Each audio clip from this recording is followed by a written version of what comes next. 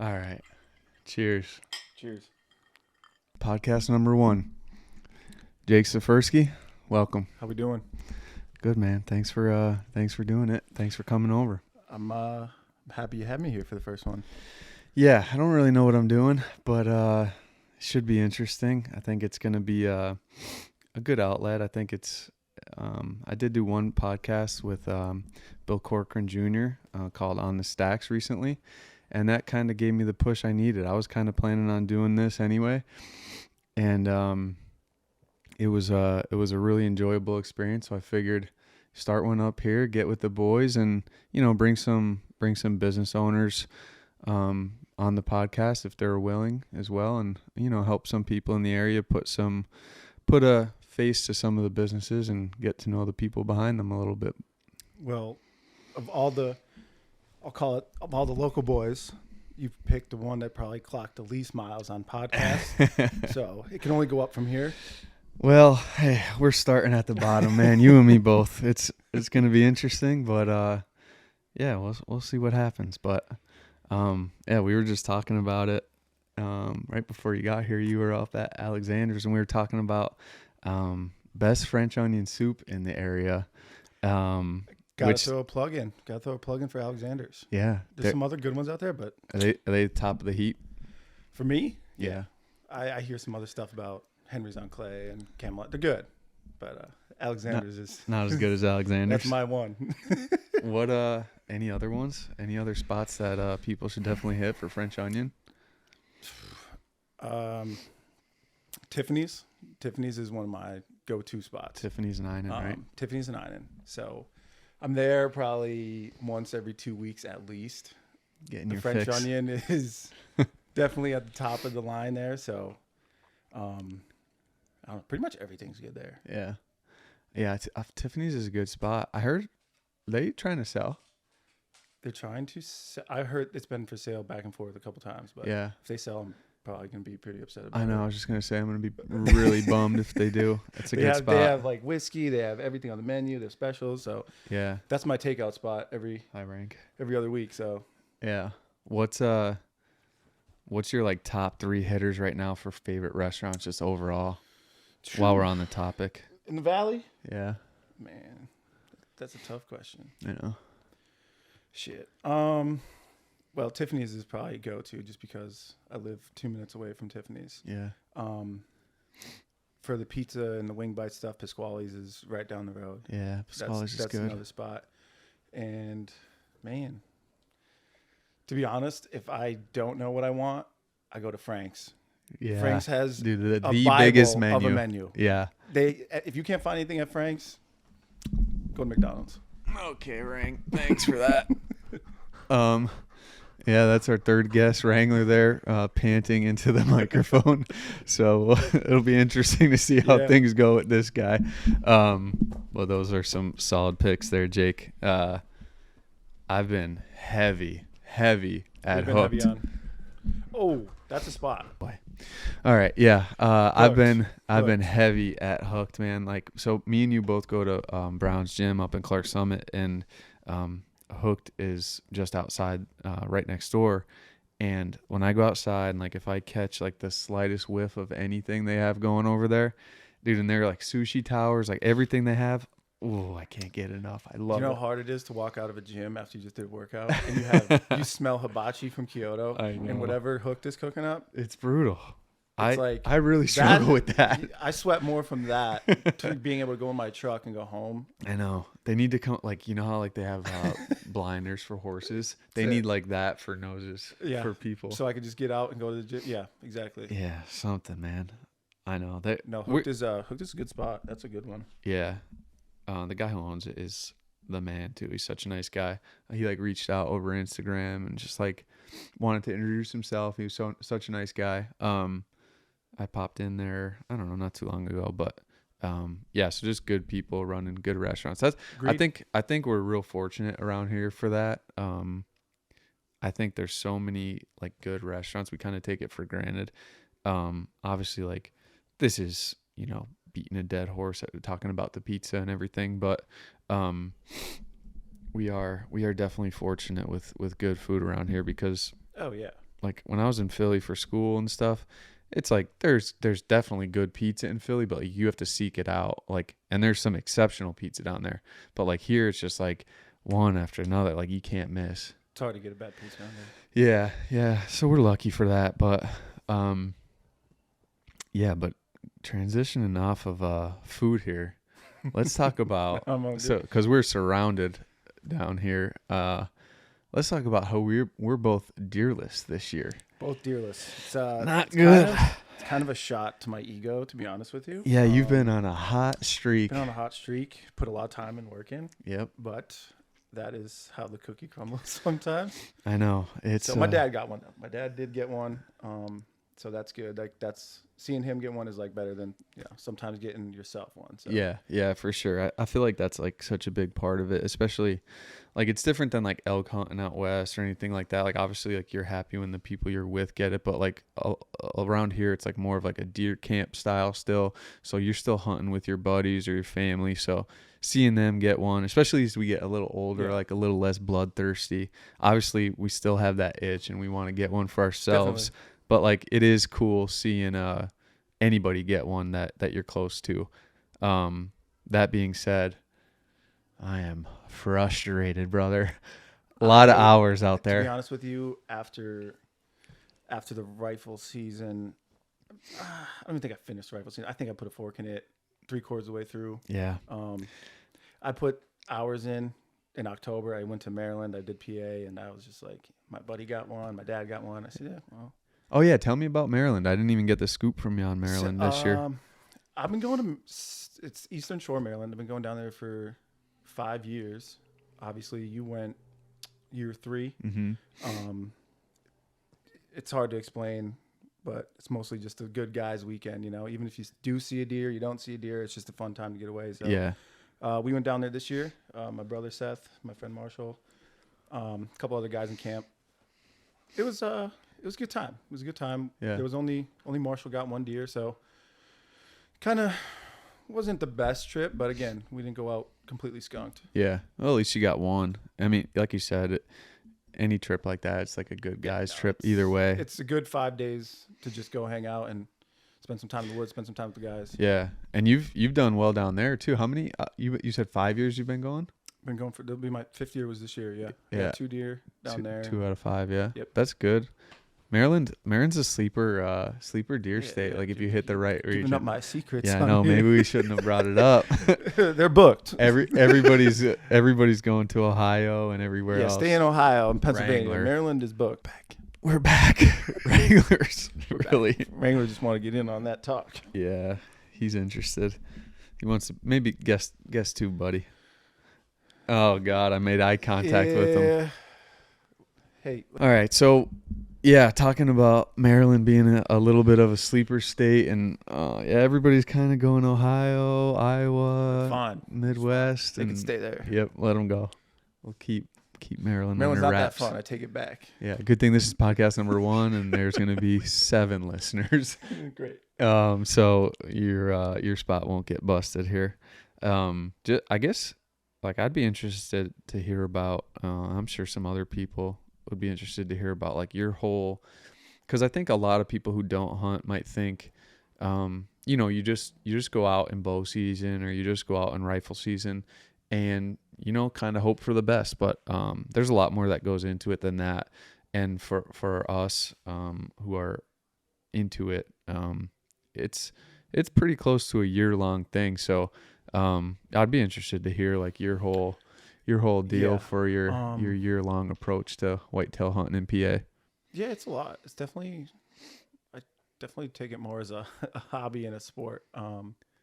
So we have family property, and for 10 years or so, we've been doing keeping up with the land clearing and planting food for them, soybeans and corn. And it's not like just for the deer. It's kind of just, it's a fun thing. Something that I've made into like something that's kind of relaxing, I guess. Yeah.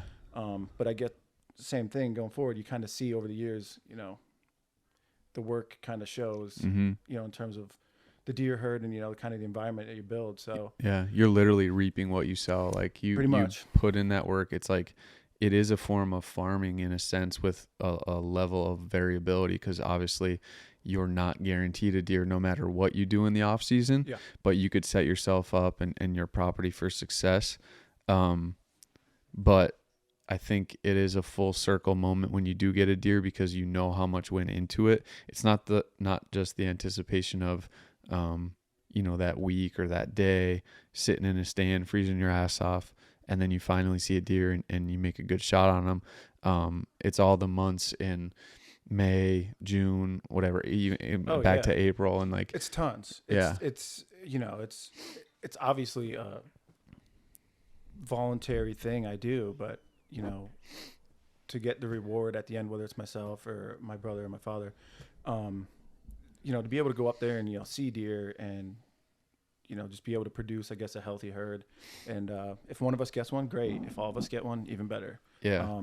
But we're not out there like trying to just get a deer. Like, that's not our goal. Our goal is to essentially be a herd manager, kind of, you want to say. Mm-hmm.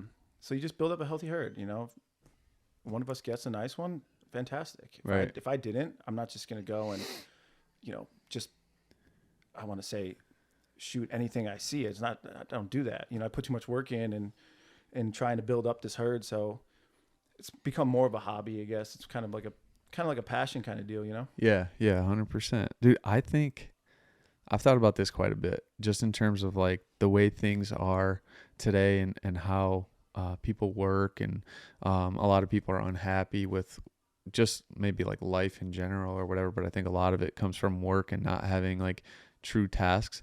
I think there's something to the farmer's lifestyle, because like if you talk to any farmer, it is, I mean, especially like around here, like forever, obviously there's less now, but like there was dairy farmers all over the place. Yeah. And that is literally one of the hardest ways to make a living. But like you talk to any farmer, like they're up at the ass crack of dawn, like out there working until whatever, 5-6 o'clock, 12-hour days. And like they wouldn't change it for the world. No. So like, I think there's something to like some level of satisfaction that comes from farming, which is essentially what you're doing in the off season, where it's like, it is like, I don't want to say therapeutical, but like, it's leisure, but it's work. Yeah. I'm not considering myself a farmer. Right. Because I do it as a enjoyment. Right. It's an option. It's an enjoyment for me, and it's more for an activity. But my neighbors that are bordering our property, that's what they do. Right. That's how they're making a living. They're damn good at it. Yeah. They plant stuff, and they have cows, and they have a whole farm, and it's just like 24/7. Yeah. And I've never driven up there and not seen one of them out working. Right. Never. There's literally no days off.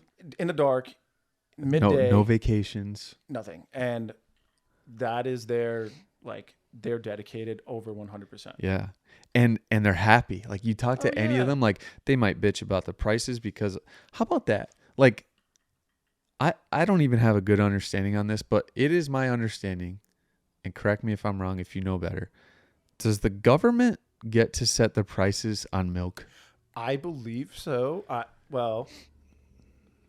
I believe, because I've heard from some dairy farmers, they're getting out of it. Yeah. Because they can't survive. Yeah.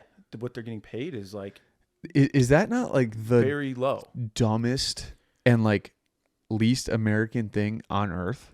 It's kind of weird when you think about it. We let the market set the price for literally everything else but milk.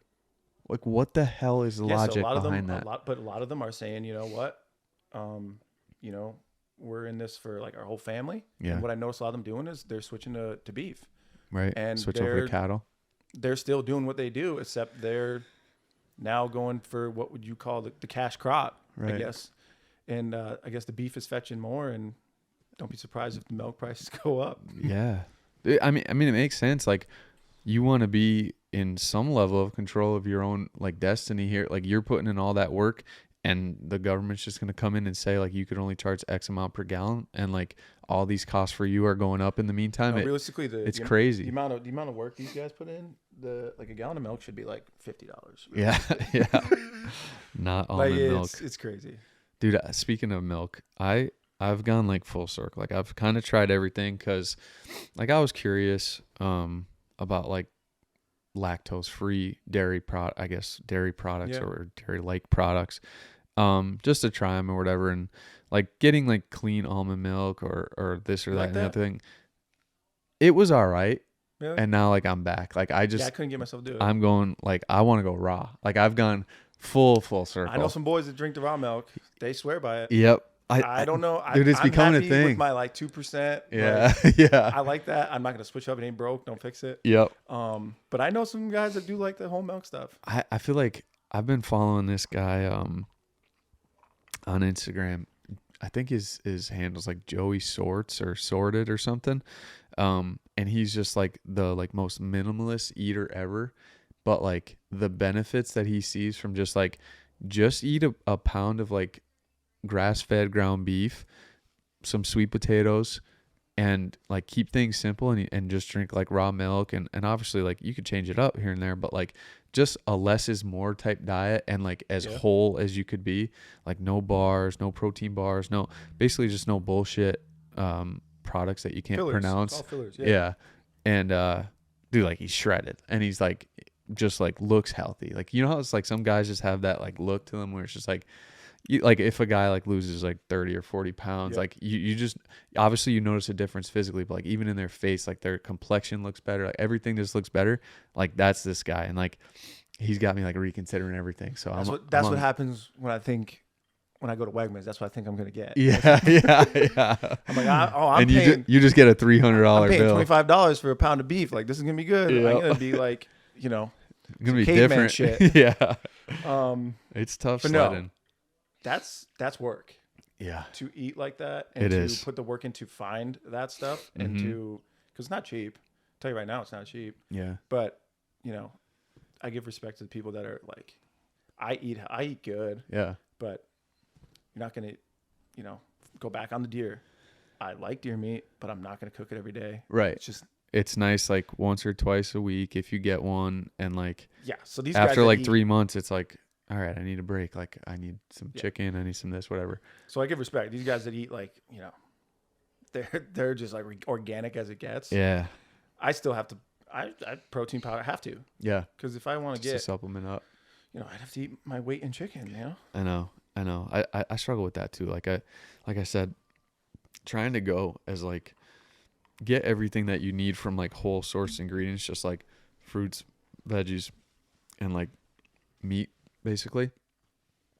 It is tough though. And then like the conveniences, it's like Friday rolls around, and like if you're living by yourself and you're on your own page, like I think it's easier to do that. But then like you're hanging out with friends, you're like with your family and they're going out to eat. It's like you don't want to be the friggin' weirdo. Like you're not that guy. Just give me the steak and nothing else. Like no man, like I need the sides. Like I need the. I ordered the calamari. I ordered a burger one time with no bun, and I felt like I stuck out.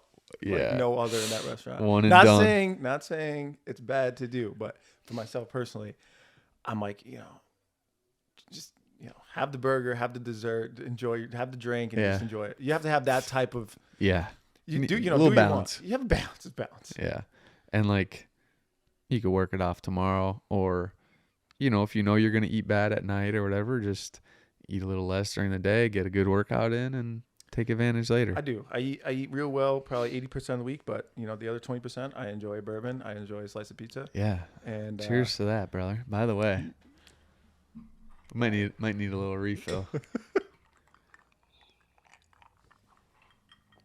I've been on this. What is that? What are you drinking? This is called Bamboo. It's rum, and like it wasn't even available in PA until like 2 months ago. So both my dad and I were drinking it. So like he would run up to New York, like just over the border, Binghamton or whatever. What an outlaw. And he's bootlegger from New York. He could have been a moonshiner back in the day. He looks it. He plays the part. Yeah, he'd go up and stock up for us. It's good. And like, I don't know, a lot of people I don't think like rum, but I really do. Is good. That like an American brand? I had no idea. This is it though. Bamboo. No, definitely looks way too cool to be an American brand. Probably Jamaican or something. Is that something that or not Jamaican. Mexican? This says Barbados. Caribbean. Product of Barbados. I think it's Caribbean. Correct me if I'm wrong. Yeah, it is. Are they gonna have Which that? makes sense. I feel like that's like the rum capital. See, I took the Woodford Reserve route. Yeah, you can't go wrong there. Should have went the more cultured route. Nah. Oh, reliable. I don't know. You got a wedding coming up in Oh yeah, you got in March. Yeah. I gotta get acclimated. I know. I don't think they have Woodford in Cancun. No, probably not. They cater to you pretty good, but you never know. It's definitely heavy on tequila and maybe a little rum down there. Get on those island all that drinks. Organic eating, Yep. all that clean eating is gonna come to a halt real quick. 4 to 5 days to just let it rip, though. That's what you do it for. Balance. Get ready right? for When in doubt, it's balance. get ready for Mexico. Yeah, dude, it's gonna be insane. We have there's basically just shy of 80 people going, and Oh I shit. kind of keep forgetting that part where it's like if there was 10 of us going to Mexico, I'd be fired the fuck up. I'd be like, this is gonna No, be there's just 80 of this us. is gonna be dangerous. Yeah, just add This 70 is to that. Not even it's a traveling circus. Yeah, yeah, literally with our crew. Clear the resort. Yeah, it's we're gonna definitely cause some problems on there. And I think, if I had to bet, there's gonna be at least one person in jail, just for a quick stint. It's real hard to Hustle you deny for that. $200, $300 and let you out. Give me a couple Benjamins and we'll call it good. Yeah, I think Yeah, no, that Pryle's got me nervous down there. Prowl's professional. He's a professional. He's a professional. I don't know if he's Pryle, ever. if you're listening to this, you are my spirit animal. I don't know if he's ever been to Mexico. Oh boy, that even makes it worse. They're gonna like him though. He's got a Mexican. Honestly, I feel like he's got a Mexican spirit a little bit. I think he's got spirit of something. He's got something going So through. I seen that boy. Mostly Irish. The roundups. Yeah. And I thought everybody was on the same level, and then this guy comes out. Yeah. He's built Brings different. the party. He's built. Oh yeah, always. First one on the dance floor, always. You will have zero problem having this resort all in for your wedding. Yeah. With a ringleader like that, we're gonna get a lot of buy-in from a lot of randos. Oh. The 80 party reception is probably gonna turn into a 120, 130. We'll just start. If you think you're gonna get them boys to sit down for a dinner and just be calm, you'll forget about it. No, not after a full day You can't in even Mexico. do a photo shoot with 3 of us. Never mind 80 people with an all-inclusive Yeah, resort. I know. It's gonna be wild. Good luck. It's gonna be fun, man. I'll give my condolences now. Yeah, I'm pumped you're coming, man. It's gonna be cool. Yeah. It's gonna be a good time. Back from intermission. So Cory being a married man.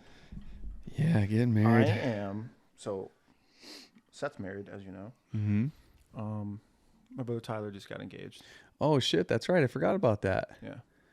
Tyler pulled the He trigger. pulled the trigger. They've been good. Kenzie and him have been dating for 6 years. Yeah, it's about time. 6 years, you gotta. Yeah. My youngest brother, he this is a good one. His girlfriend Lily, so they met over TikTok. Really? She's from Idaho. Really? So you want to talk about being somebody that's smooth? If you could convince somebody to move, Yeah. I don't even know how many miles away, Dookie but from Idaho to Dookie's got the Pennsylvania. Riz. Shit. I'm like, I thought I had some type of game. Yeah. No, I haven't pulled away from Luzerne County, never mind Idaho. Younger brother's been taking notes all these years from 3 older brothers and making it happen. Yeah. I was gonna say halfway across the country. It's further than half. So I have I think I have a lot of weddings in my future. I mean, I had 5 this year. Yeah. I got yours to start out. Wedding season. Tyler's 25. Yeah. Who knows what Dude, who else is next? every year it's 5, 6, 7 weddings. Which is fun though. Yeah, I got good. Once you I get got good at weddings. What's the drink of choice at weddings? You have a go-to or you mix it up? So, when I was an amateur, I would go right to the groom's choice, which is my friends was usually an old fashioned. Yep. But after a couple of those, you're 7:00. You're kind of Yeah, feeling ready it. to throw the hat in. Yeah. So I will stick to beer. I will stick to a Michelob Ultra for majority of the night. It's a marathon. And then when they get the DJ going, I'll switch it on. Yeah. Because then I'm limited to like a 2-hour session. Yeah.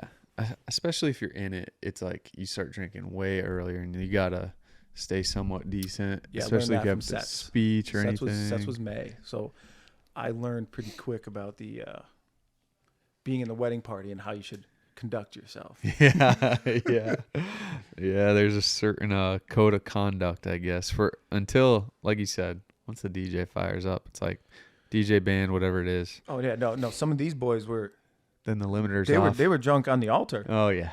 And could have been bad. Not naming any names. No, not naming any names. You know who you are. But we made it out unscathed. It was a good time. Yeah. Seth's wedding was a blast. I had a great time. It's so nice up there. That was my first time up there too. That was my first. What's the name of it? Skytop. Skytop. Yeah, that was my first time there. I went back in November. My friends Johnny and Katie, they got married there. Oh yeah, So Johnny Kranick. Shout out. I'm like showing them around the place, and Yeah. they're like, I'm like, yeah, I'm a professional up There's here. a secret little door over Yeah, if you here. guys go down there, there's like drinks on that side. There's a bar over there. You could consummate the marriage over there. I got good at Skytop. Yeah. Wedding season, man. How Yeah. about you, Jake? Or any dating? What's the latest? Ooh. No, I'm kind of boring. Don't get excited. There's not much going on here. Nothing juicy. I did do something that I think is rare, pretty cool, because I don't think you could do it anymore. Did you ever do a blind date? Never have I ever. I've asked 10 guys this, Yeah. and they're like, no, like, how do you even Like, are you talking blind going Blind. into it? blind? That's awesome. You don't have. That's exciting. You never saw a picture. You don't Fuck have yeah. a social media. You're just going on friend. a good word. You're just going on no mutual friends.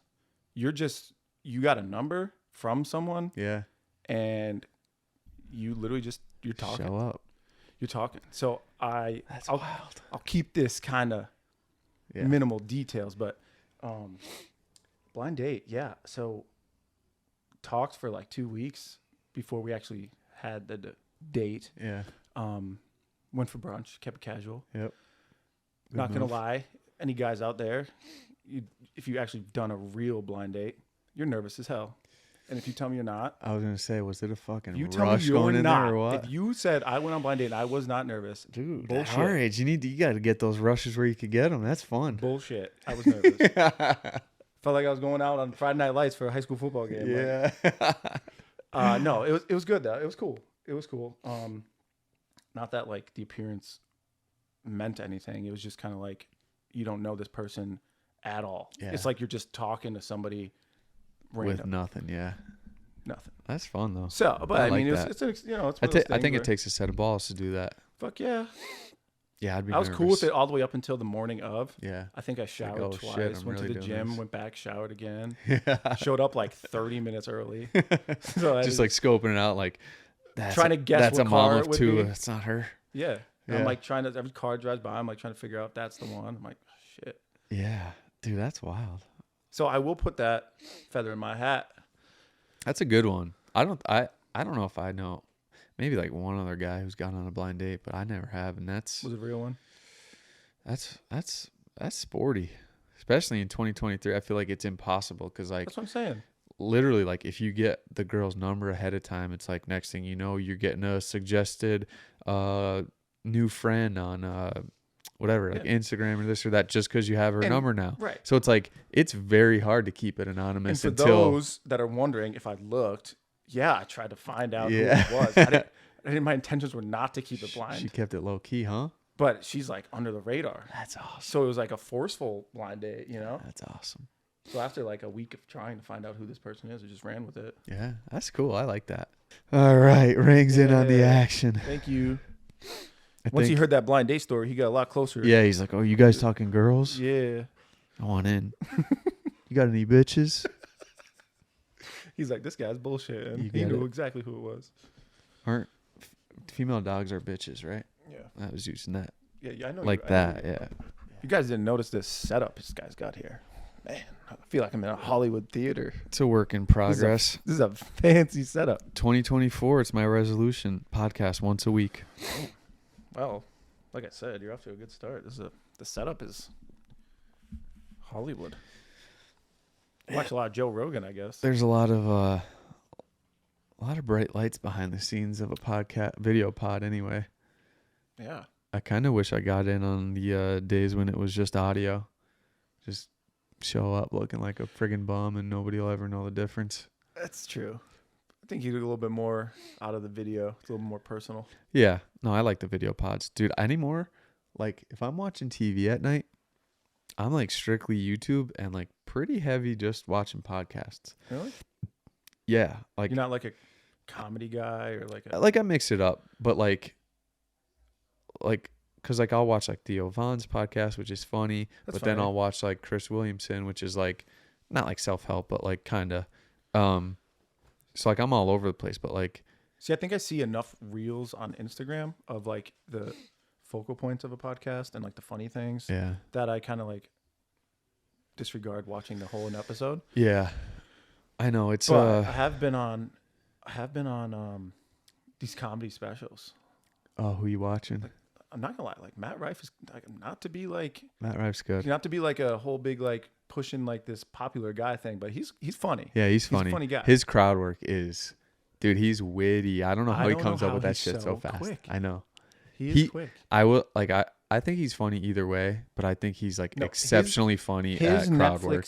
His Netflix, this is not up for debate. His Netflix thing was the worst Matt Rife show I've seen. Yeah. Like his Instagram reels and his TikTok stuff is 10 times funnier than his Netflix series. Yeah, that's where like seeing him in person would probably be better because like he would probably interact with the crowd. That's what he needs to do. So they told him not to do it for Netflix. That was stupid. I know. I wonder like if it's his decision. Shane Gillis on Netflix is hilarious. Dude, he's at the top of the heap right now for me. Like he could do a script that's super funny and just kind of goes really well. Yeah. Matt Rife he's crowd work. Yeah. Just let him do his thing. Yeah, it's apples and oranges kind of. It's like a whole different element. Dude, Shane is and like dude, he pushes some boundaries and it's I'm just laughing thinking about fucking it. funny. It is funny. I can't get enough of him. And like, I kind of just like bite my tongue because I'm like, I can't believe he's bringing this up. And he hits them all. Oh yeah, he don't miss one. He does, and he doesn't. He's not shying away from much. You gotta watch it for yourself. If you don't understand what we're hitting at, you have to watch it for yourself. Shane Gillis, and then if you want his YouTube or his one stand-up set in Austin, I think is on YouTube too. It's gold, man. It's gold. I haven't seen like Netflix. I don't even know. If like football, if like Sunday, Monday, Thursday night football was not on, I'd be lost. Yeah, I feel like there's so many people in that category now where it's just like I don't watch regular television besides sports, and like I feel like it's this like slow transition over to like, and I think people are going to end up. I think YouTube's going to be like the new spot for shows. I think people are just going to do it independently. They like Netflix just pumps out a show every week. Yeah. So it's not even like it's like, do you guys give any authenticity to this, or are you just pumping stuff out? Right. Just seeing what sticks. Nothing sticks. I'm like, okay, everything's trash. I'm gonna watch Shark Tank and Impractical Jokers, I guess. Yeah. Netflix isn't doing it. I know. Dude, I don't watch much TV anymore. No, if it's not a football game, I'm kind of. Yeah, same. I'm just throwing stuff for background noise. Oh, speaking of football. Yeah. We got a little rivalry in the house, which this year not so much of a concern. But where do you think those Ravens are going this year? I'm surprised you chimed up like that. Yeah, I know, not much well, to. It's not over yet. It's not over yet. The Ravens still have to play the Steelers, so that's at the end of the year. You never know what could happen there. No, that game is always close, even when one team is worse than the other. Yes. But the Ravens. We lost in the beginning of the year. Yeah, Ravens are the real deal this year, though. I think. No, this Sunday. Monday. You're gonna find out. We'll find out. Yeah, this is the Super test. Bowl. Dude, I saw something the other day. I think the last 8 Monday. They're playing on Monday. It's a Monday Night Football game. The last 8 Monday Night Football games. I think the underdog won. I don't even think. See, like. I think that's what it was. I get it. They're classified as the underdog in the game, but I think they're just two evenly matched teams. Mm-hmm. Like I don't think there's like a real obvious underdog. Like, if it was San Francisco and the Panthers, obviously there's an underdog. Yeah. There. This is kind of like It's a pick 'em almost. it's a favorite based on who's the home team. Yeah. That is basically where I'm getting it from. Yeah. I don't even know what's the line at now. 5.5. 5. And then what did it say? It's like usually 3. So they're giving basically 2. Yeah, but I mean, like I said, Which to me I think is fair. I think the Niners are better than the Ravens right now. I think the Ravens are real good. I think they're one piece away though. I think the Niners are more well-rounded. Like offense, you have almost unlimited weapons. Literally, it's defense, like a Pro you Bowl have team. unlimited weapons. Yeah. Like I think there's some weaknesses in the Ravens' offense and defense, but Good enough to they're pretty good. Like their defense is pretty solid. they can mess with anybody. I mean, I'm a big Christian McCaffrey fan, so Dude, the AFC is so down this year.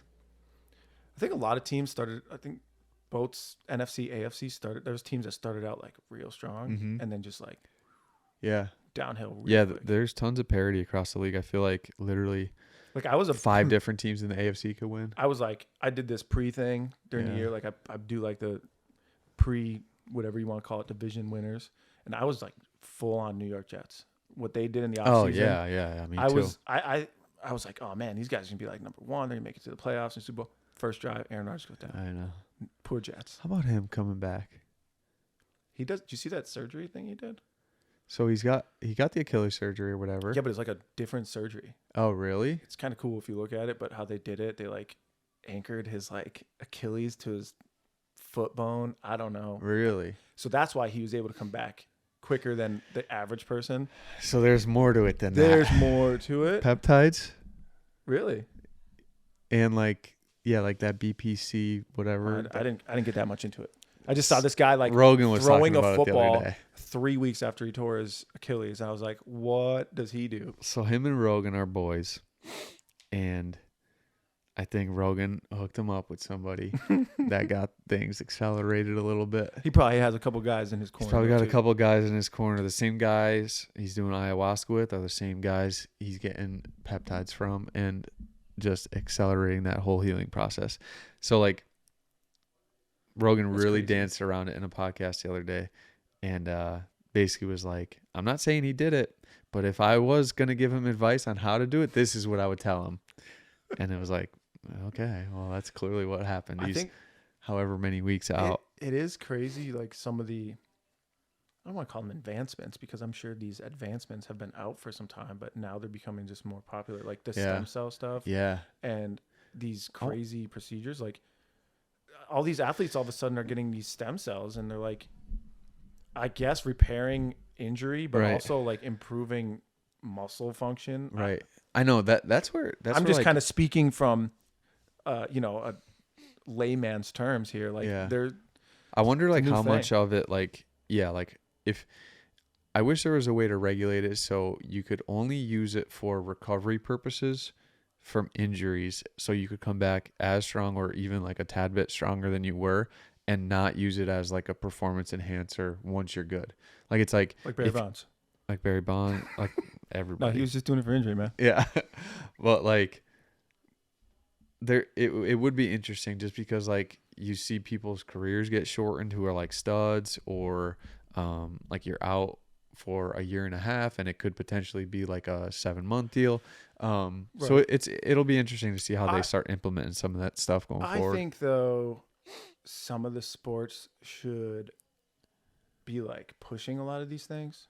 Yeah. Like they shouldn't be so much like under the radar and like subject to people with these connections. Yeah. Like if you're in the NFL, man, like you should be getting like stem celled everything. Yeah. Get the best of the best. Like those stem dudes, cells are still illegal in America, right? I don't know the pretty sure they are. The complete verbiage on it, but yeah. all I know is like NFL players, man, like you should I'm sure they do, but yeah, they should be looking every avenue to get healthy faster. It's good for everybody. It's good for the team. It's good for the owners. It's good for the NFL because like you want the best product on the field. Like if you have like this year's a perfect example. Like they're all there's like quarterbacks 8 or hurt. 9 quarterbacks down. Like All it's a hurt. quarterback driven league. It's hurting the product. There's tons of games that people aren't watching because it's whoever Browning and Aaron Rodgers basically that was a Jets season. Right. I mean, yeah, you're not going to come back from an Achilles like the next day, but I know. it is a bummer that he went down. It would have been interesting to see what they did this year. Guess we'll have to wait. Because their defense is good. They have like good weapons on offense. I think The hype was there. they need Rodgers to facilitate it. But yeah, it would have been fun. Hope we get at least one more year. Well, he'll be back next year. Back. Yeah. No way this guy's doing this surgery and these stem cells just to not play. It's not for nothing. He's coming back. Yeah, I agree. One of the other things I wanted to ask you, just because like I was kind of curious myself. Obviously, we've been buddies a long time, and I guess I don't even really know. I guess like what has it been like? I guess working for like a family business. It's something I believe like your dad and his brothers started, or was it your grandfather? My grandfather. Your grandfather started it. My grandfather started it. It would be almost 60, 63, 64 years ago. That's cool. Yeah. He started, he worked in the mines for a bit, and then he got out and started his own, he had the manual, the work ethic. Yeah. So he's like, got to change it up, but stick to the wheelhouse. So he got into construction, and he started doing, a lot of trench work and stuff when they were doing, initial infrastructure for gas and water. Right. And my dad, fast forward, my dad hopped in like the 80s, started, it was small. They were like, 8 guys, mostly relatives and literally locals, like neighbors. Yeah.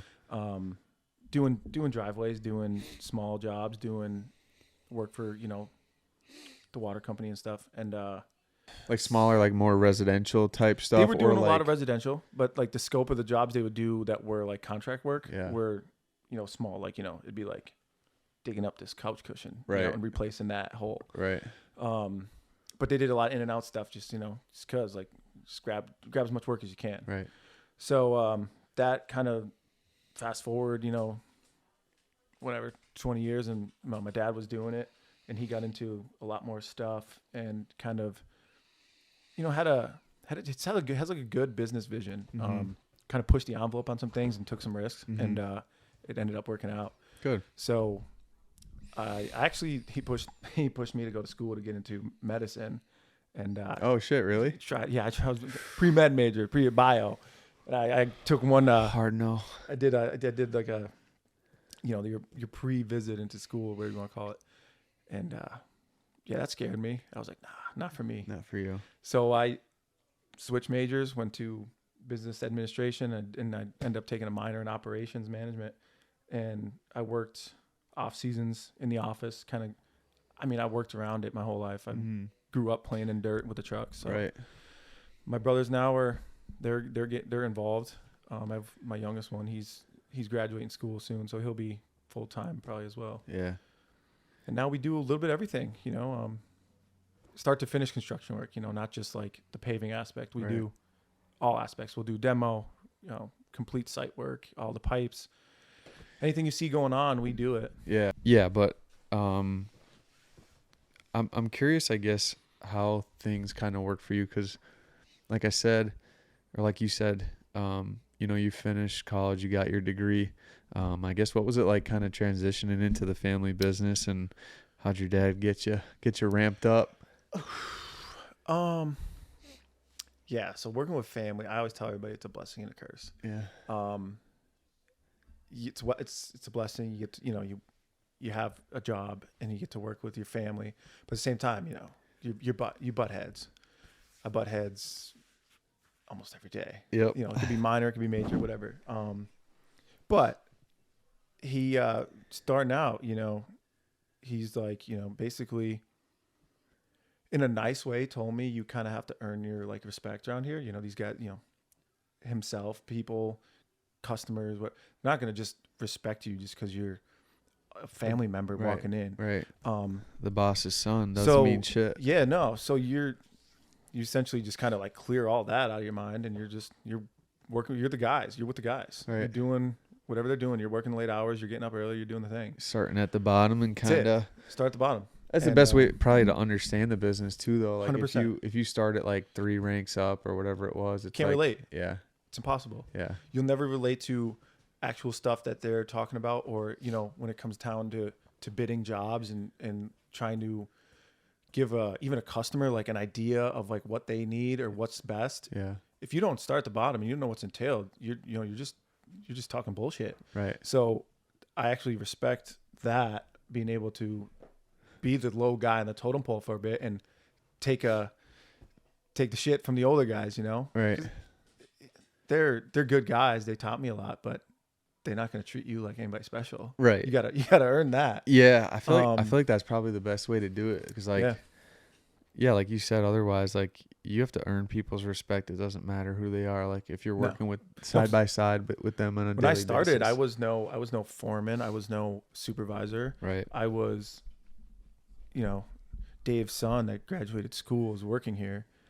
Yeah, so they don't care. And now you're digging ditches by That's hand it. Like or whatever. you show up late, they're gonna let you know. Yeah. Like you don't want to do something, they're gonna let you know. Yeah. And if they don't, your dad will. Like I have that mentality. I'm like, nobody's gonna show me up. Yeah. Like I'm gonna show these guys Yeah. up. So still the hardest worker in the room. yeah. Or whatever. So you put also lead by example too. Right. It's like, but you gotta put the sweat equity in for them to, if you get the people behind you, you'll have guys like it's a trust thing. Yeah. It's a respect and it's a trust thing. So yeah, and you probably get guys, that want to work for you and your family for a long time to come too. They're not it's not just like an odd job for them. They'll keep for a year or season or whatever. It's like these are guys. I don't know. I'm asking, I guess, but like these guys are probably working for you 15, 20, 25 years. yeah. I mean, it's a career for them. We have a lot. We have a couple guys that have been 20 years Yeah. at least. They were, I think, 20-year mark. Yeah. Maybe more. Yeah, it's awesome. But it's the big thing is being able to. It's respect. My dad still comes on site and he shakes everybody's hand and talks to them. Open door policy. They have a problem, they come in. Right. Talk. That's what you need to do. If you're gonna just alienate yourself as just like an office person, where you don't go in the field, you're not gonna have that relationship. You're not gonna have that understanding. And right. One thing leads to another, and that's kind of where a lot of people lose good employees. Yeah. Also, a lot of people don't gain new good employees. Yeah. Is because they don't have that respect with, I'll call it, management. Right. Or people in the office. Yeah. And like, but what I was saying was like, I think it's probably a testament to the business as a whole and the success that you guys are having. And I know you said like your grandpa, when he was running it wasn't a huge operation like it is now. But running it like that probably got passed down from your dad and the values and characteristics that he instilled in his kids. And that's why your dad and you guys are running it the way you do, because of those values that were instilled at an early time, even though it was smaller. So it's like you can't like, to sustain a business for 60 plus years, like there's a reason why. Yeah. And like that, like everything you just said is probably why. It's, it's your mentality and it's the people you have around you. Yeah. Obviously, like there's a level of strategy that goes into it as well. You need to be a good businessman, but you need to be a good man first, I think. Yeah. And that's how you have like the sustainable success. Yeah. And, it's one good thing about family business is that, you can confide, like, if you need to like talk about something, like my mom is like our biggest critic. She's the boss. Yeah. She's the real boss. Yeah. So like she lets like black and white, like this wrong, right. Right. So she'll get on my dad's case about stuff. Yeah. And which keeps him in check. Yeah. And then, he keeps us in check but it keeps going down. Yeah. It's a good check and balance everywhere. And right. And that's it does start with mom. That's usually. one good thing with the family business though, is because, everybody understands what's going on. Right. And so everybody can kind of relate to each other. Get it's on the hard to same get away page. from it. That's one thing that's a negative is, breakfast, lunch, dinner, Christmas, Thanksgiving, business comes up. Yep. You can't get away from it. Yep. This phone goes off. It don't matter what time. It's just, Yeah. I'll show you a text right now if it popped out. It's something about business. Always something. Yeah. So that's the only thing that is like, I don't want to say it's negative, but you can't get away from it. You can't run. Yeah. Yeah. What's it? I guess like to that point of not being able to get away with it. Like, how's it been working with all three of your brothers? couple characters. I was very Seth and skeptical. Dookie are Tyler. I feel like Tyler is more like you, like more laid back and reserved, and Yeah. then Seth and Duke are like the Seth's- wild child. Yeah, Seth's got his like cronies there. They're the tough crowd. Like, you know, if you could withstand Seth and that crew, Yep. you're good. Yep. Like you can make it on a Navy ship, like no problem. Like those are like sailors. Yeah. So if you could hang with those guys, you're all right. Like you could cut it a lot of places. They just like to test you. They just like to see your limits, you know? Yep. Nothing bad. They just like to make sure that you know that they're watching and you're not there just to like, you know, watch the time. Like you're working. Yeah. Seth will let you hear. He'll let you know. Seth might be the biggest ball buster I've ever met. Terrible. He's bad. And like, I've actually told him, like, full circle on the comedian talk here, but like I told him probably like 8 years ago, I'm like, Seth, in a different world, like if we didn't grow up in Northeast PA and you had an actual opportunity to become a stand-up comic, you easily could have I been. think he should. The way he roasts people, But it's the stuff and like that he comes says up with the dumb, like, out of left field. that brain is not normal. I've said it for as long as I've known him. That's an understatement. It's not normal. You know, he comes over to my parents' house and like my dad has him like on a timer and he will politely ask him, he'll be like, it's time for you to go. You got to go back to your home. You literally have to leave. Like, Yeah. we're filled. Like, Yeah. We had 20 whatever years of you, and like, because he's just now it's small doses. he pops in the door at 8:30 and he doesn't stop. I know. He's a That's character. why he's at work. He doesn't stop. He's a I mean, character. I like to shut my door and like, Dude, relax. he told me when I had mentioned to him, like I mentioned to a couple guys, like I don't love like telling everybody what my plans are, like with the business going forward and everything, because I'd rather just do it and let people find out that way. But with the podcast, it was a little different, and I wanted to bounce some ideas off you guys. And he's like, in the first 10 seconds I told him that I'm starting a podcast, he just goes, "Oh, Cory Peneteri, al dente, you should call it. Cold hard facts." He goes, "Just done just right." Who thinks of this? Like his brain's not normal. Who thinks I'm of like, that? I seriously might call the podcast al dente. If you wanted somebody on here, you know, I could talk to you all day about cool like dude stuff and like everything like that. But if you wanted somebody on here to really pique like interest and be like, this person, do you have to like somebody like you have to listen to that? He's the one. Like He's shot. He might get you flagged on some things. I'm gonna get banned on YouTube on the second. Yeah, you might episode. want to wait until this is like steady after you got some episodes because like that's a wild card. Oh man, He might he's say funny. some stuff that you'll never be able to get your name away from. Yeah, he's a liability sometimes. But how about working with Tyler and Duke? Like, are you hands on with them much or not really? Are they kind of like When they first- working up like the ranks like you kind of did? Yeah, they're in the field. Tyler enjoys being in the field. Yeah. He's taken more of like he doesn't want to do office work. I don't blame him. It's boring. He likes to play with the toys, and he actually self-taught himself like estimating kind of and like blueprint work. So he like could like take a thing of blueprints out and like give you all like these percentages, and I'm like, yeah, where'd you learn that from? Yeah. Like he's got like one up. I don't say that much, but he got one up on me. Like, Yeah. I look at blueprints, I know what's going on, but like this dude knows like He looks at these like lines and he'll be like, oh, that's like 2 feet, that's a foot there. I'm like, huh. it's like reading hieroglyphics.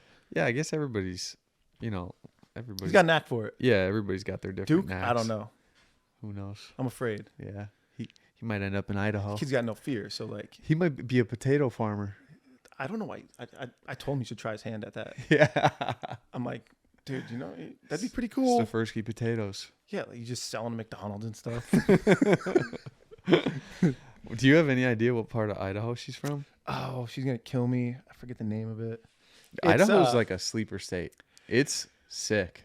People think it's like I thought it was potatoes just and fields. dude. It's the eastern part is really So- nice. okay, And so- central. Okay, so when he went to visit, they went to this like I guess you call it a national park or Mm-hmm.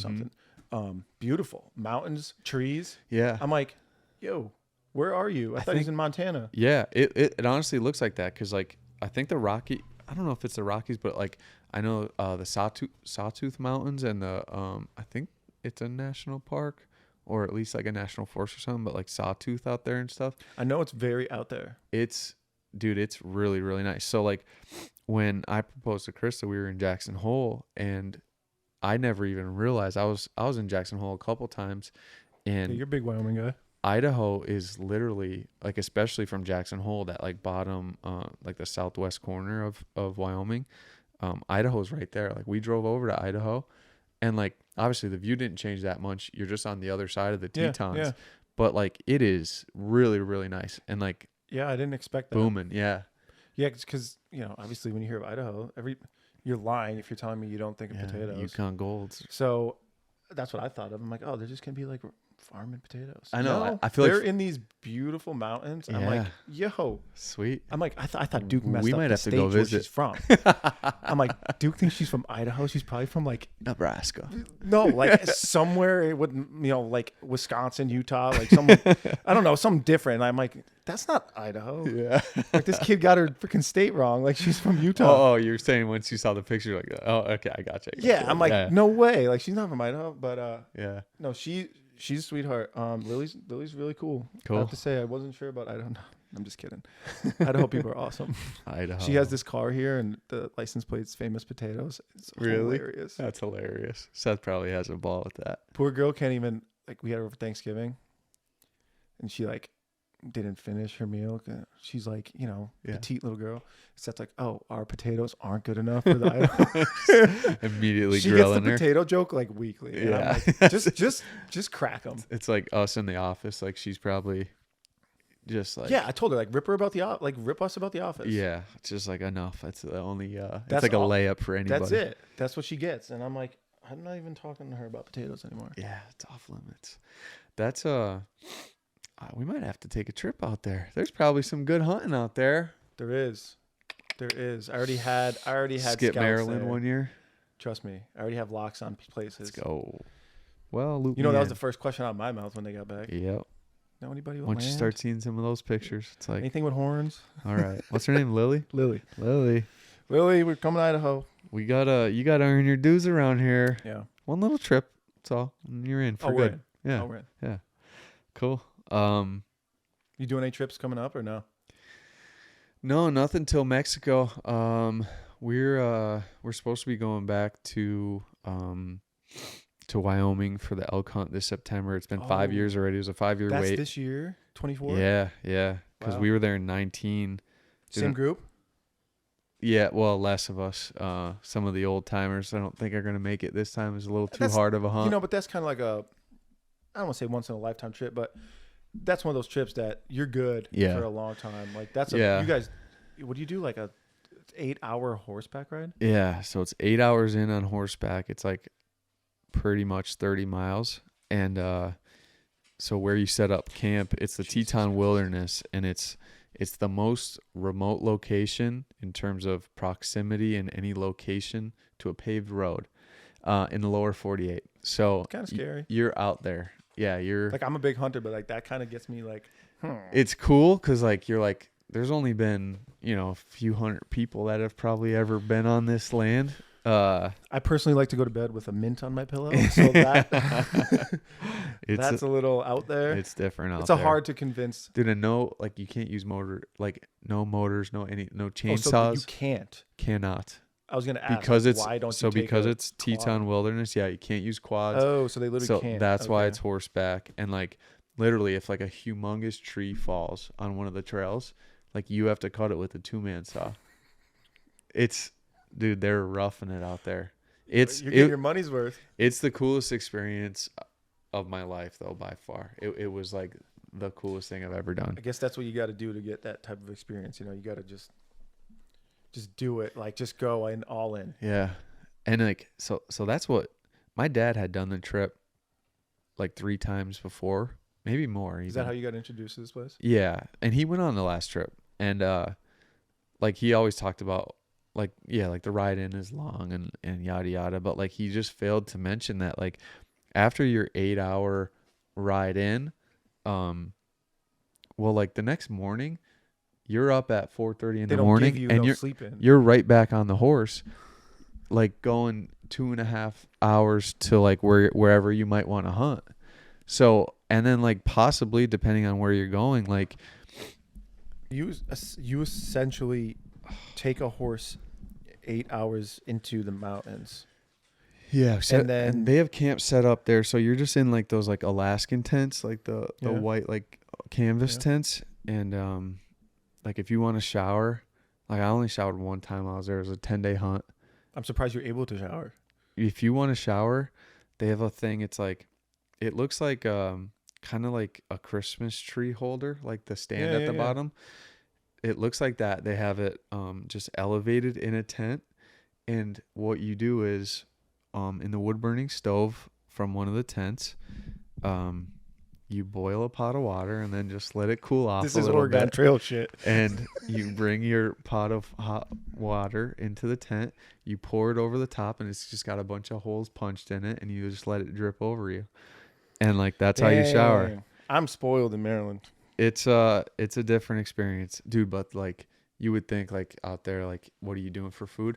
They have like a not I don't want to say like world class, but like a certified like trained chef out there. So like the woman that was there cooking for us, like previous to This work, is like breakfast, lunch, and dinner. Just dinner. Okay, so you just. Oh no, breakfast and dinner. Okay. We pack a lunch because we're out all day, and so previous to working with Yellowstone Outfitters, she worked for Nat Geo, and she was in like Antarctica She's got some or the experience. Arctic for like 3 months at a time, just working with Nat Geo. So like she's a trained chef. Like she went to culinary school. She just like roughs it wherever. Yeah, it's like she was badass and like the sweetest. So like one night, like so as tough as the hunt is and all the riding and everything, like you're eating good at least. Like we had like legit Thanksgiving dinner one night. That's pretty cool. Yeah. I would think you guys are going like, walking in there with like a bunch of cans of soup and stuff and like beans and just warming them up in a pot. No, that is the one After thing. your shower We're story, I'm like, all right, these guys are eating like Bush's beans. Yeah, we're eating good. Like just pack a lunch, like I don't feel that bad for you. pack a sandwich. Yeah, we're spoiled. Did you sleep on a Serta? Yeah, in the woods. Tempur-Pedic. Yeah, but like with the horse thing, so that's this. I love horses. You've seen my picture at the Ubaldo on a horse, but to trust a horse to like, didn't you tell me you go like in the dark and this thing just somehow knows where it's going? Yeah, across a mountainside. Yeah, so like I was saying, like we're up at like 4:30, and like you go out on the horse and you're riding to the area that you're gonna hunt that day. And you're just riding in the dark, just trusting these horses. And like that's crazy. They're so like, I couldn't believe some of the things that they were able to do. Like I didn't realize, like obviously that like, would be the most on edge thing I would face. Would be like trusting this horse to just take me and be like, all right, we're gonna go through the middle of nowhere in the dark. Yeah, they're unbelievable animals, man. Like, and like obviously like you see horse races, you see like everything, like dude, like the terrain that these horses covered with us on their back, like I truly didn't know horses were capable of doing it. Like up and down mountains, over McCoy, like huh? over fell trees, like just ridiculous. But like, so after the 8-hour ride in and like riding a horse over that terrain, like the next day, my knees were shot. So like I can't imagine. That's why like my dad and his buddies, they're not gonna go this time because like your knees take shape for that. Yeah, and if you're just not, it's just because like you're not used to it. Like those guys, their knees and everything, like they're on the horse every day, so it's nothing for them. But yeah, for us, like we're a little obviously not as accustomed to it. No, that you take a pounding. That's definitely on my bucket list to do something like that. Just don't know when. Yeah. I guess I'd have to get the right group of guys to go. I mean, We'll your group is pretty good. We gotta go. Guys to go. I mean, your group is pretty good. Eyes to go. I mean, your group is pretty good. Eyes to go. I mean, your group is pretty good. Yeah. Eyes to go. I mean, your group is pretty good. Eyes to go. I mean, your group is pretty good. Eyes to go. I mean, your group is pretty good. Eyes to go. I mean, your group is pretty good. Eyes to go. Lay down. God. You gotta figure something out. This is the official test run, and Wrangler might be banned going forward. Yeah. It's nice to have him when he cooperates, but he wants when he cooperates like that. He wants to get involved. It's almost like he hears our stories and he's telling us to change. Yeah. He's like, be better. Enough. Yeah, so that's on my bucket list. I would like to do a trip like that. Yeah. Just getting a good group of guys. You know, all you guys are getting married, so losing a lot of good men out there. Yeah, we're dropping like flies. Jeez. No, but knowing you would definitely really enjoy that type of trip. And like, you might get the bug after that. I know. Elk hunting is different. That's the other thing too. Like, I'm like content driving to like, you know, Maryland, Ohio, New York, like bow hunting. But I'm like, then you got to start flying. I can start going to elk, and like the trips get more expensive, the mounts get more expensive, everything. Yep. Yeah, it adds up quick. Oh, wow. The meat's better though. Could have worse problems. Have worse problems. The meat is good. Oof. That meat is good. It's a little. I feel like elk meat's a little less gamey than deer. Elk is probably like it's numero uno. Yeah. In terms of wild game. Yeah. Mm-hmm. Oh God. Yeah. Venison's up there, but for you people that have yet to try elk, I suggest you do. It is one step above venison. Dude, and like, it's literally the healthiest thing you could eat. It's lean, man. It's lean. It's packed with protein. Like, you got to put in a shift to get it. Oh yeah. you gotta work for it. You gotta put it, especially you. Yeah. Yo. But that, I guess, the only thing is we weren't packing it out. So going with the outfitter, they have the mules there and everything. So they help pack out the meat and everything. So that helps. Like, you're not hauling it. Obviously, it's 30 miles. Like, you literally physically could not be able, like, you would not be able to do it. It's crazy to go 30 miles into somewhere and not be around a human, a light bulb, nothing. Like, you got nothing. A little, kind of cool. A little solar powered electrical fence around camp to keep the grizzlies out. And I don't think that's really going to stop them if they want to come, but it's there. Don't even mention the grizzlies. You had me sold at the horses. Now I got to worry about the grizzly bears. It is grizzly country for sure. There's one thing I will not hunt just because I'm like not afraid, but like you respect them. Yeah. You can see some videos on, oh shit. They are apex predators. Goddamn. And when they hear a shot out there, it's like a dinner bell. They know. Yeah, no, it's not the dark. It's not the horses. It's the 1,000-pound grizzly bears. Yeah, and like that's the thing. Like around here, I think people lump a lot of bears like just into the bear category. But like black bears and grizzly bears are night and day different. Black bear is like a little like French bulldog, and a grizzly bear is like a Great Dane. Yeah, there's that much difference. Yeah, literal like night and day. And the aggression grows with that difference as well. Yeah. I would rather pet a grizzly bear around here than a black bear. I would rather pet a black bear around here than like get bit by a tick. Yes. It's literally like the only time you're going to have a problem with a black bear is if you're in between a mother and its cubs. And I don't really know anybody that's ever had that problem. Right. But that's like the only scenario. And like even then they might bluff charge you, but like they ain't going to eat you. A grizzly is like, if he just decides that day. Dude, they just wake up hungry. It don't matter. Did I ever tell you the story about me, Moose, and Amber are running with a grizzly bear in Wyoming, actually? Non-hunting trip? Non-hunting. We're hiking. Oh, dude. That's where they get you. So, I know. Unarmed. Yeah. They're just to take pictures of them. Yep. That's when they get you. So we go hiking, and we're going up to this lake, and there's this big rock where you could jump off. It's like, I don't know, maybe 25 feet high or whatever. But it's like a really beautiful lake with a nice mountain backdrop and everything. And I really wanted to do it and like cliff jump and everything.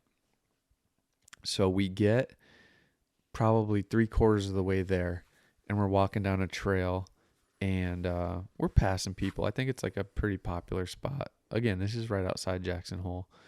So we're in the Tetons, and this grizzly bear crosses our path and like shoots up the mountain to our right, and to the left is the lake. You see this thing? Yeah, and it's probably 70 yards ahead of us, and like you can't miss it. It's like a Volkswagen in the woods. Yeah, And like he wasn't full grown, but like not a yearling either, like in between. And like no business, like didn't even like glance at the people, just like minding his own business, shoots up the hill to our right, and like he's gone. And but like he kind of went in a direction that we're like, we might have to cross paths with him again. So we were like him and Han about like, should we just head back? Like, is this worth it? Yada yada yada, whatever. It won't happen to us, right? And I'm like, we're already here. Like, we were already 70 yards away from it. Like, I'm just going. And Kyle wanted no part of that, so he circled back to like the head of the lake basically and hung out for a little bit. And Amber and I went to jump off this cliff. No problem at all. We go do our jump. It's like beautiful. So happy we did it. Yada yada yada. Whatever. So we get back to Kyle then, maybe an hour later, and we're walking back to the truck, and we're maybe now 10 minutes away from where Kyle was sitting, like waiting in quote unquote safety. And we round a corner now, like everything's pretty much flattened out. We're running like a riverbed basically. And we round a turn, and it was the same exact grizzly bear is right there. And I'm talking 15 yards away. And he's now you're thinking, what are you gonna do? Yeah, he's down in the river, but hears us, immediately turns around, is on all fours, and sees us and goes right up on his hind legs. So our hearts are obviously, what do you do? Racing. Yeah, we don't have pepper spray, we don't have a gun, we literally nothing. Do you think about running? Dude, I don't like. I think I would think about running. I don't know what the hell came over me, and like, I'm not saying this to sound like a badass or nothing, but like, I just somewhere along, like days prior to this, I heard somewhere where it's like, if you see a grizzly bear, like just get big. So I don't know. First thing I did, he went up on his hind legs. I went up on my tippy toes, and I basically just did a bear noise to him. Brown's Jim, get big. I literally just like, I went with my paws and everything, and I just went, like I was just screaming at him. And like Kyle's over there shitting himself. And I'm just. Did anybody else chime in with this? No, they're all just like walking away, and I'm just like, And like, I'm like, all right, we need to walk away like as slow as we can. But we need to keep our eyes on him. Like, we need to backpedal. Yeah. Like, make sure you don't trip or anything. Blah, blah, blah, all this stuff. And he took like one step towards us, and then luckily like just kind of stopped but like watched us out like the whole way. And Kyle had on an Apple Watch, and he checked his heart rate later. I think it was did not compute. Did not compute. Did not compute. Yeah. Literally through the roof. I think anybody would. We were, dude, like, I don't know what I would do. I would freeze. No, like no more. It might have been 10 feet, but no more than 15 feet away from him. If I was with a group, I'd probably do the yelling thing. I think that would be the. It's just like the solo. First thing that came to my head. I would turn on the jets. I know he'd probably catch me. Oh God, yeah. What do you do? Then it's a game for him. You can't do that. Nah, man. Yeah, they're like little puppies. It's like you run, they're gonna chase you. So what do you do? I don't know. Like, you're just pray. Solo? What just do you do? Pray. Am I just gonna like just box this thing? Dude, you ever see The Revenant? Yeah. Yeah. That sucks. He should have been dead. Should have been dead.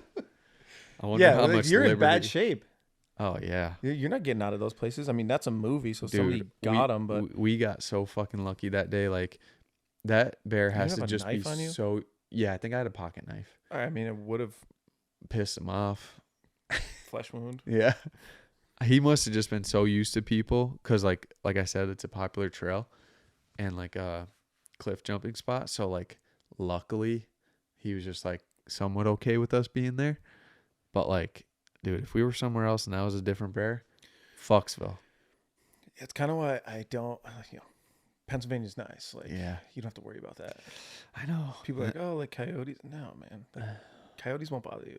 No. I promise. Not at all. If you feel a little dog, like, yeah, they'll bother your little dog. But like, if you're just walking in the woods, I'm 99% sure. I'm not going to give you a full 100%, but I'm 99% sure they won't bother. They're afraid of you. Yeah. Black bears, they won't bother you. Yep. Yeah, we don't have much to worry about here. You know what? Ticks. I was a kid. Yeah, I ticks. hate ticks. They're the worst. They're worse than I'm all of them. more afraid of ticks than a bear. Same. I'm like, I actually got a tick last bow season. That's what I'm petrified of. I got a tick bite. No, like leading up to this, I probably had 4 on me that I removed. Oh yeah, I've like got 'em different on me all days the or time. whatever. This one was like in my chest lettuce, so he got lost, and I caught him, and it was probably like 3 days later. So I was able to remove him and like got the head, everything you're supposed to do. But then the next day, I literally looked like what's his face, Iron Man. I had like a perfect ring, like the stereotypical symptom, Yeah. right in the middle of my chest, and I'm like, fuck. So I'm like, I thought it was gonna be like horrible. Lyme disease. Luckily, Dinger, shout out Mark, hooked it up with what I get, not amoxicillin or what's the strong? Do they give you amoxicillin for that? I don't know. I thought they. What's give you like the real strong? Whatever, like the real strong, like antibiotic or whatever is, it kills it basically if you get it early enough. I know a couple people that did get it because they got bit, but I forget the exact name. But Yeah, I know some people that something did with get an A. Lyme from it, and that's a long road. Yeah, That's brutal. dude, I was so nervous because it's like debilitating. Like you could get paralysis, you could get They like don't even all know. Yeah, all these different things Random. from literally the smallest insect on Sucks. earth. They're the worst. I fucking hate ticks. Dude, I would rather run into a grizzly bear than See? like live with I ticks. told you. So that my thing in the beginning. I don't lie. I'd rather pet a black bear Yeah. than touch a Checks tick. out. Anymore, I'm packing though. No more hiking trips Smart. in grizzly country. Don't blame me there. Lesson learned. 10 millimeter all the way. Yeah. Dude, that's another thing. When we were going on that elk trip in 2019, the guys, so we were asking the guys about if they were seeing any grizzlies recently, because literally 2 weeks before we left, at the trailhead that we took off from on the horses, a guy got attacked by a grizzly bear and died. Well, that's nice going into that trip. So that was a nice piece of news going into the trip. And so the guys were like, all right, sorry, we're back. We had a little video failure there. A little bit. It's a really good story about grizzly bears. Yeah, So hopefully we got that, but if we didn't, the last always go with protection. moral of the story is pack. But anyway, so we asked the guides about the grizzly bears, yada yada, and they're like, are you guys packing or planning on bringing pistols with you, just as like a side piece to your rifle, in case we had any grizzly encounters, like as a backup plan?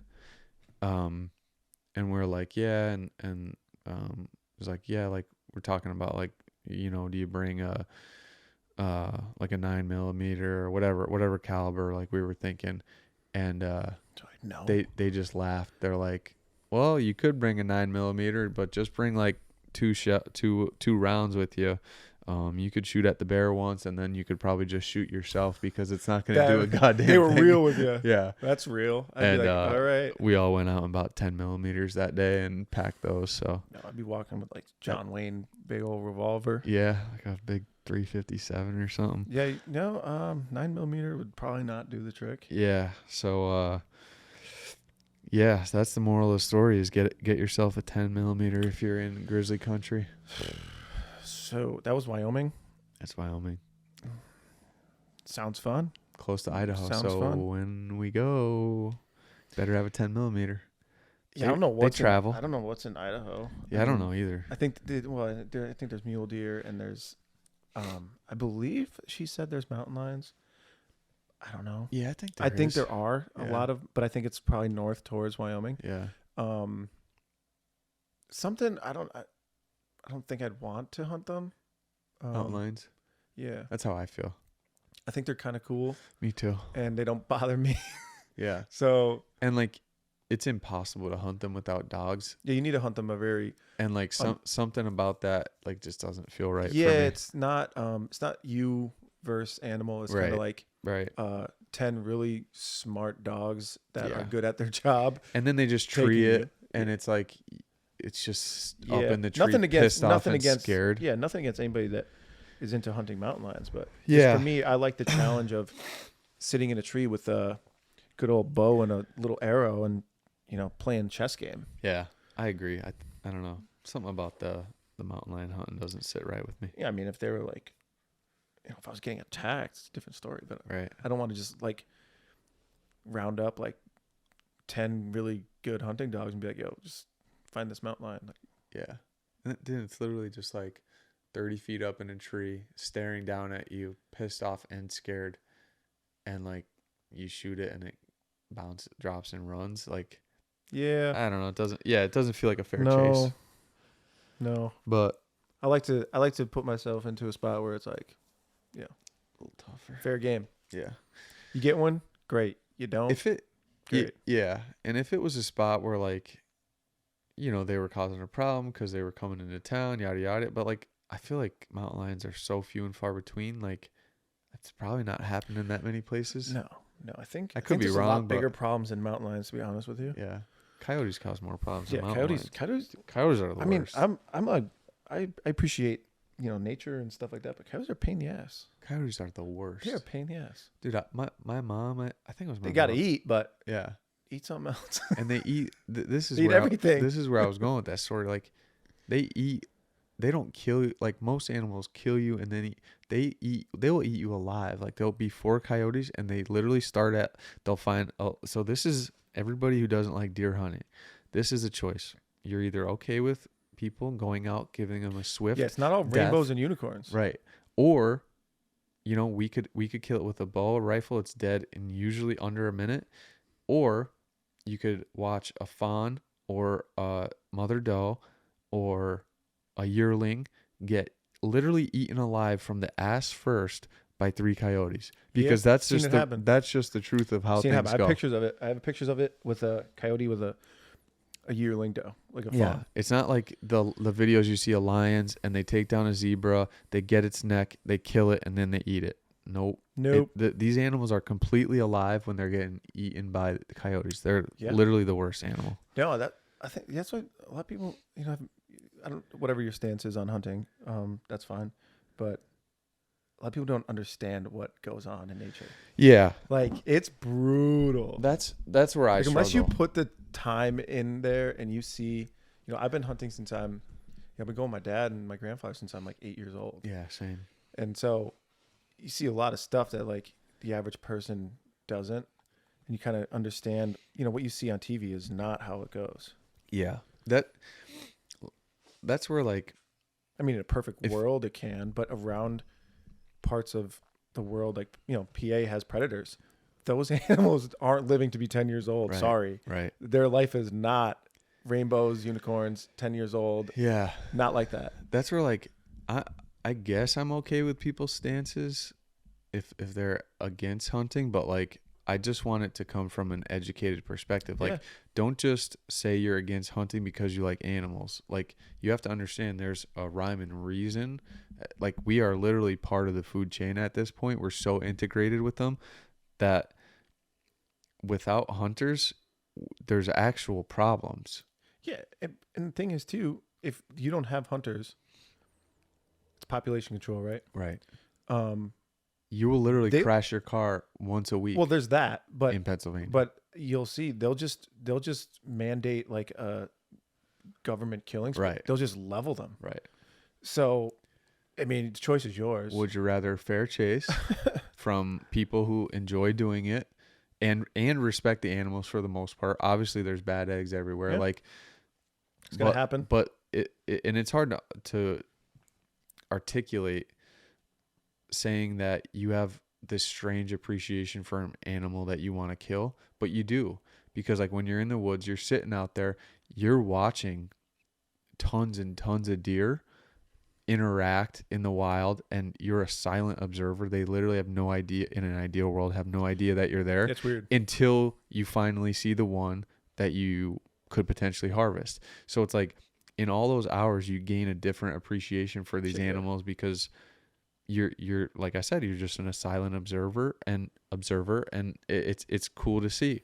But at the same time, it's like if you could kill a mature buck at the end of its run that literally in 2 years, its teeth are going to be falling out of its head and it's not going to be able to eat anyway. It's gonna just starve. Yeah. Like, how do you want it to go? They don't live forever. No, it's a cycle.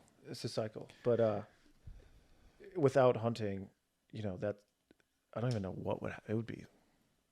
Kind of crazy. Yeah. Actually. Yeah. So like what they did, they just did it in I forget what state it was in. It was out west somewhere. They just released like wolves. 4 wolves. Colorado. Was it Colorado? Yeah. So the elk are the problem in Colorado. Uh-huh. So again, going back on anybody's stance with hunting, this is what happens when people don't hunt. They go and they release the bloodhounds. Right. They release 4 wolves, which will turn into how dogs mate. That'll turn into 40 wolves in a year's time, maybe more than that. But long story short, they're gonna put a dent in that elk population. Oh God, yeah. And that's what happens. And dude, I think I think it was it's not wolves, it was mountain lions, but I think a mountain lion kills on average a deer a week. You get one wolf. So that's a mountain lion. Wolf, so a wolf is probably going to do something similar. One wolf is 100 elk. Right. In its like lifespan. Right. I believe. It's one sole wolf. Right. Is 100 elk. Wait till they start reproducing like you said. And dude, they did that in Yellowstone. That's what happens. And they're protected and you can't kill them. So that's the truth behind it, honestly. It decimates the elk population and deer population wherever these wolves. Dude, and the crazy thing is they're not even releasing the wolves that were indigenous to the area originally. They're releasing the timber wolves from Canada that are Minnesota and literally like 50% larger. Huge. They're like one of them will take down an elk. Yeah. If you think about that, so that'd be like a German shepherd taking down a cow. Like right. That's even bigger difference than that. Yeah. It's weird. I don't know who makes all those decisions. Like, I will say, like, in terms of conservation groups and like I'm not saying the elk are innocent. There might be problems. They might be actually overpopulated in certain areas farmers or whatever. in residential areas. Yeah. Could be. But the problem that occurs is introducing the wolves today might be the right decision, but literally it will not happen where there's going to be an open season on wolves like 10 or 15 years from now because people love wolves and the idea of wolves. Yeah. So that's the problem. When the wolf population gets too big, how do you get them out? And then it's too late. The elk population and the deer population is decimated because the decision you made in 2023 was right, but in 2035 it's so out of balance now. Yeah, because nothing's gonna kill a wolf. Right, they're the alpha. That's it. Yeah, that's where like strange. I don't know who makes those decisions and who votes on them, but it's just not us. You're hard pressed to see a wolf tag. I just hope I don't see a wolf in Pennsylvania. I know. People say there's mountain lions, but no, I don't think there is. I'm not a believer. Me either. You know how many people I know that hunt? You know how many times I've been in the woods? Yeah. I haven't seen anything remotely close. I know. They are very nocturnal apparently and everything, but I don't think they're here. No. I don't see a bobcat around. No? I've seen a few bobcats. Yeah, a few. Yeah. Yeah. Dude, seeing a bobcat in person, that's what people mistake as mountain lions around here. Yes. They don't realize how big they look just like mountain lions, and like sometimes because they're furry or whatever, and if they're like a certain distance away, to the size of what you can't tell how big it is. Lion, yep. You don't understand they're 200 pounds. The way they move, like literally everything's identical to a mountain lion in terms of like a cat being a cat. They all move the same, and yeah, people think they're mountain lions. Yeah, well. People don't understand that a mountain lion is 200 pounds. Right. A little different.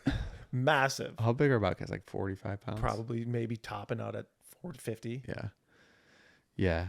Dude. I think we're being generous there. 3 years ago, it was bow season.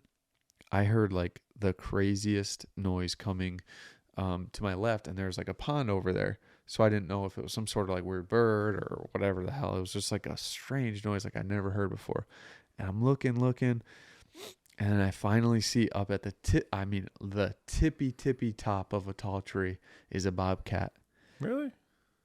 because a bigger one ran him up there. So I looked down the tree, and in like the Y where like the tree might break off at like 20 feet or something, like the more like the base of the tree is a bigger bobcat. So he ran that one all the way up to the tippy top of the tree, and then this is no lie, he ran off another one at the bottom of the tree out to another tree like, I don't know, 25 yards away. You've seen more bobcats. I saw 3 bobcats in one day. I've seen in years. It was crazy. And they just sat there all night. That like the alpha, the bigger cat sat at the base of that tree just looking up at that one tree up at the top literally for 3 hours. The whole time I was in the stand. See, it's cool shit in nature. And cool shit. And when I was looking through my, like to your point, like how people mistake them, when I'm looking through my binoculars and the way the sun was going, like it was kind of just a silhouette, like I couldn't see all the detail on them. You would swear it was a mountain lion. Easily confused. Yeah. Like I said, if you're not used to seeing them. It was cool to see. Not that I see them every day, but I've seen them in person. Like, I know what they look like. Yeah, they make some crazy noises. That little no growl. Thanks. No thanks. Yeah, I don't mess with them. Once the sun goes down, I'm out of the woods. Yeah. Yeah, that makes sense. I'm not mess with it after dark. Get that headlamp on and get out. I'm out. Yeah. All right, Jaker. That was fun, man. Podcast number 1 under the belt.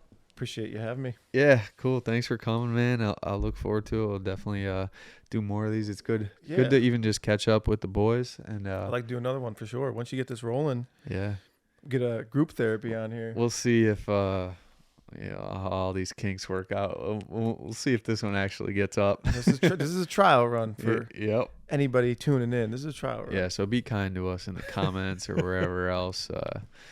This is a rough draft. Yeah, thanks Wrangler for that. Yeah. All right, buddy. Well, thanks again, and let's go finish the rest of this bamboo. Yeah, cheers to that. All right, man. Later. See ya. Oh, that was cool. That's long, Jaker. I'm so pissed I forgot to hit record. On the one. That was your whole Wyoming trip. I know. I was yapping the most there. And then no. It's all right. And this angle's only you. This angle has both of us just in case. And of course, I forgot to hit that one.